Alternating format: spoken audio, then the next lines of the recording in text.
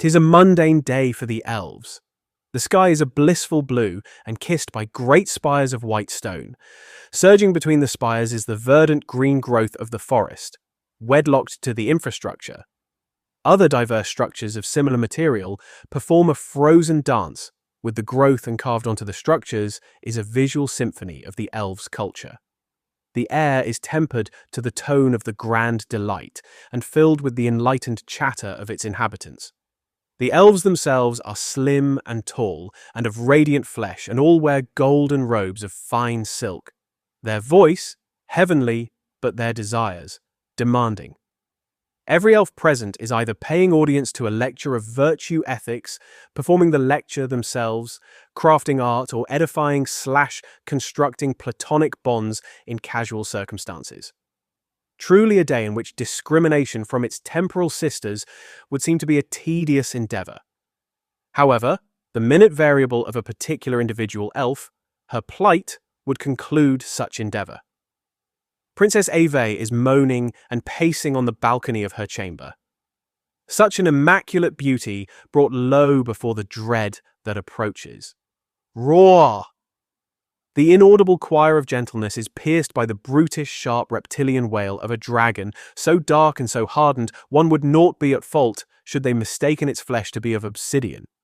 Its great bat-like wings lash and whip the air as its spike head and blunt jaw aim on down to the great tower of Elf King Adem, the same one where lies the princess. He begrudgingly awaits the arrival of the grim guest upon the roof. Crash! The stone is wounded by the dragon's terminus. The king waits indifferently as the guards escort the princess to the king.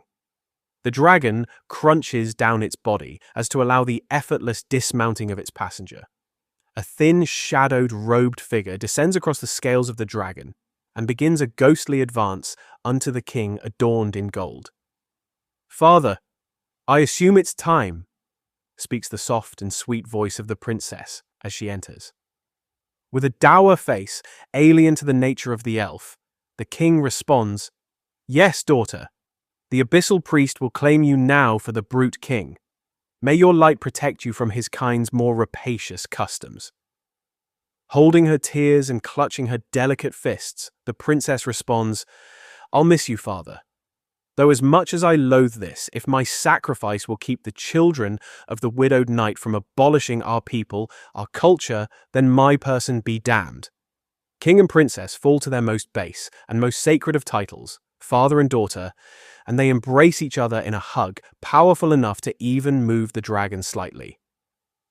"The king of all barbarism awaits, my dear," whispers hauntingly the priest in either of their ears. The princess is seated onto the spacious mount. The dragon leaps and beats at the air, and a blood is robbed of its future. As the princess laments along the journey, she prays to the Phototelos for salvation. Huh? A distant gleam flashes faintly amongst the clear sky and attracts the princess's eye. The priest would care, were it not for the immediate interception of his master's will. Andromeda Galaxy habitable world detected. Stasis and after June 02 months and 3 days. Awakening the doctor and telemetting data to hive mind. Orbital descent engaged. Initial scans of planet indicate nigh atmospheric and environmental parity to Earth's life forms of varying hominoid structure populate this planet. Etheric residue with parallel heat imprint to chaos.variable//conclusion equals magic. Proliferate the terrosphere and link via angelic arteries to the planet's core, where the highest concentration of set energy abides. The exterior intel suffices, but my needs hunger for the interior intel, Hermes. Certainly, Doctor. Vitals in the capsules read mostly vigorous, especially in the most crucial. Hooray! However, your modified nematomorpha has perished along the journey. Confound rounded manifestation of the most undesirable possibility. I should have listened to my Daedalus's reason and would have been spared the son of that radiant alien woman's wrath. Or rather, my precious hyponematomorpha would have been a most lively steed of my resurgence. Anyway, once we break the heat of terminal velocity, deploy the pods across the planet. It matters not what targets the spores hit, so long as your biological readings are sound. Machine, I will grow.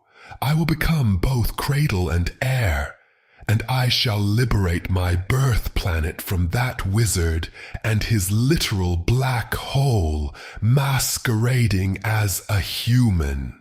Deploying spore pods now. Feel through my viroid bodies the rumbling of the spore hosts breaking from the vessel and spreading to all regions of this world. Such a relief to stretch my leviathan limbs, and what better exercise than to infect all these fascinating organisms? Only moments until my pathogenic rain reforges my web of body. Even with the sufficient technology to countermand this silent conquest, the spores and viral bodies that carry my physical beings have evolved effectively enough over millennia as to outpace even the most progressed of deterrents. When Icarus's waxen wings wilted before the indifferent light of the sun, he fell and drowned.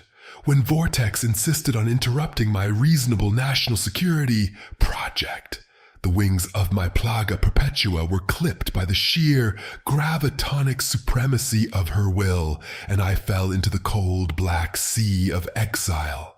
Yet unlike Icarus, I do not pass into the next life to wallow and languish in some desolate limbo. No, I shall fill the sorrowful spirits with the fire of my ambition. I shall deliver us from the grave and ascend unto the heavens to pass judgment upon the pretentious, self-righteous sun itself. Oh, what blessings! I can taste the pulsating, squishy meat of human, nigh human lungs again. Blood is mostly... Wait a minute. I taste a clean blood, almost pure immaculate blood amidst nearby bloods most foul. I infect some antibody cells. They're so adorable in their hubris of bodily security, and command them to deliver my selected mRNAs to the optical and temporal regions of these hosts' brains. It is difficult for me to concentrate amid this proliferation of my plague. The sensory input of all the animals, plants, insects, funguses, and bacteria is quite overwhelming for my revigorating hive mind to process, rendering my collage mosaic sight now. A planet so primitive, so virgin to the maturity of modernity, though even if my current carbon calculations are correct, this planet is older than Earth. I guess the abundance of magic and extreme seclusion of the elves and these creatures who rule in sovereignty, the children of the widowed night, disincentivize the need for technological innovation. The greatest current concentration of infected populate these vile mountains, hollowed and stuffed with barbaric tribes of Goliath-sized ogres, their prey, their blunt and makeshift tools, their savage pets, their putrid malaise, and other fruits of their culture that rend the once magnificent work of nature into but rock and filth. However, among this local mosaic rests an anomaly, the immaculate blood I tasted seconds ago, an elf female most pleasing to any human analog organism, in a golden dress. and bearing long blonde hair and blue eyes. She lays upon a haphazard throne of makeshift wood, besides the bulbous, pustulous, hulking alpha ogre of the month. I can taste the compounds of despair and anger in her blood. And from what the interface into her neurocells reveals to me, her situation is such to keep these brutes within the Children of the Widowed Night coalition. She is to endure misery, befoulment, and worst of all, separation from her family and people, all to please the appetites of these barbarians and wicked political powers. Even in the distant shores of Andromeda does the fallen nature of the rational spring eternal. I lullaby the brutes into a slumber. Those resting just rest deeper, yet those engaged in hazardous labors such as hunting, cooking, or handling arms, well, I am honored to be the instrument of their fate. My lullaby becomes a symphony of societal collapse with vegetated beast men as choir and failing infrastructure as brass. Eve, the elf, recoils to the false providence of her throne as her suitor is without mind and anatomical control, resembling a springed corpse. Fret naught, innocent flower, for I come to you as liberator, as a plague of freedom. Who's there? She rises and panics even further. Her voice is an angelic melody. 'Tis I. Before her is weaving into being a tabula rasa, a grey man made from the very molecules of the air. Spores and funguses are such underrated microtechnologies. First comes the blank flesh, absent of most detailed features, save for a mouth and limbs. Then I carve this vessel's clothes from the molecules, a black leather strapped outfit with lighter shaded boots and gloves resembling that of scientists of yore most mad. Crimson red eyes are spun into existence, followed by their goggles and then the faceplate, and then the black veiled head, and finally both the gray beak and black fedora are willed into being, and then their creator rests so that his audience may gaze upon his craft and be humbled. Screams the elf. Magic of the most black! Begone in the name of Mother Light! I command her body to produce whatever their analog of sedative catalyst is as my incarnate vessel ingresses toward her. I... The elf trembles upon the filthy ground. Come, Eve. Come and be witness to my ascension. Come and be nestled in the bosom of justice. I extend my hand to her.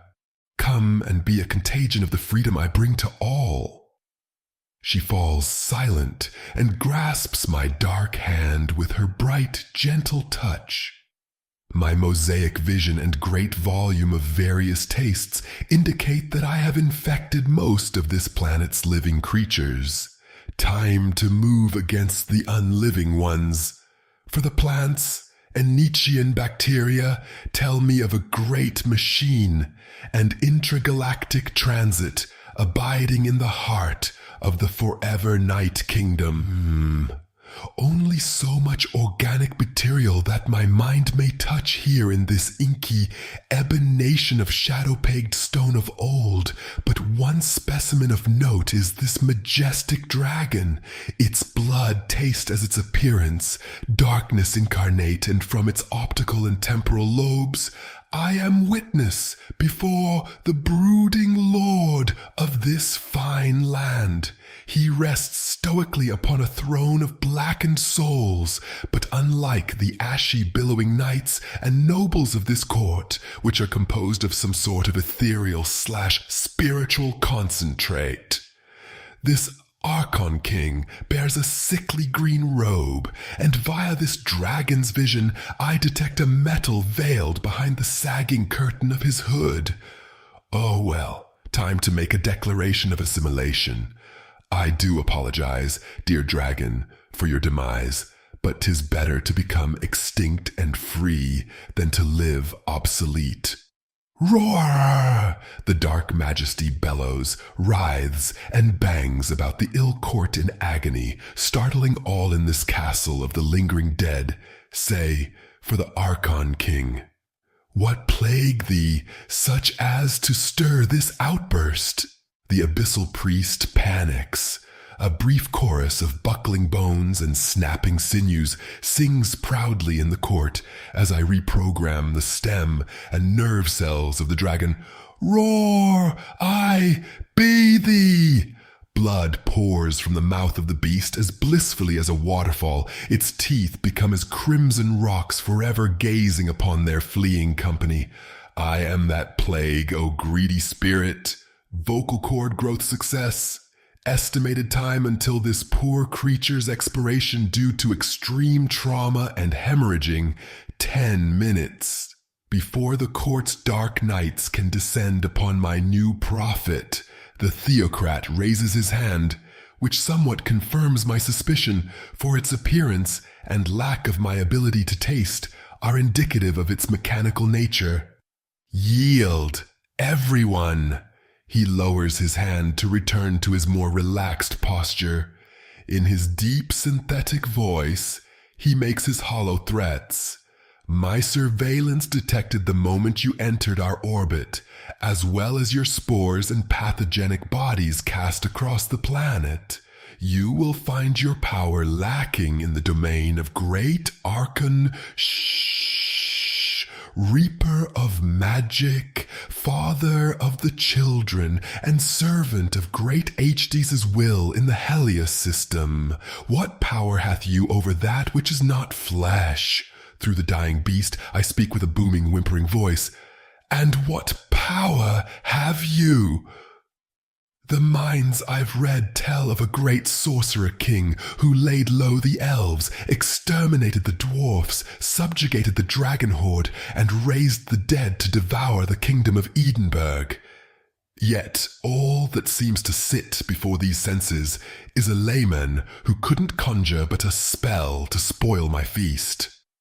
I have yet to vanquish you because I am no coward and would face you in battle, not in silence. Mock all you want, Necromancer. I have already infected the orcs, trolls, lizard men, and all other races composing your alliance.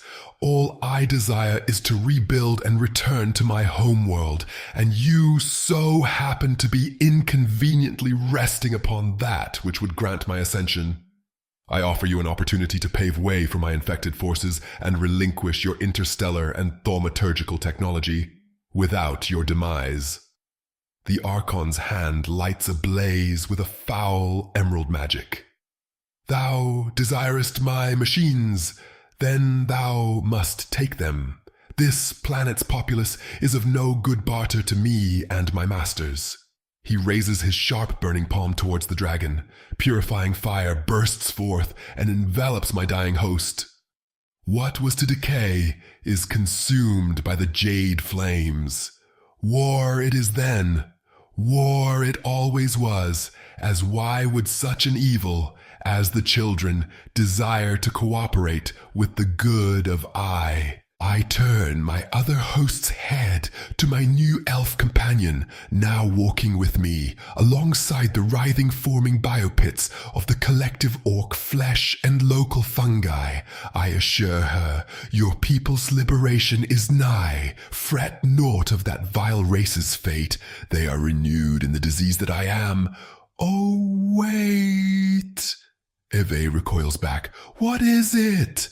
I never disclosed my name. Noble jewel of nature, I prostrate myself.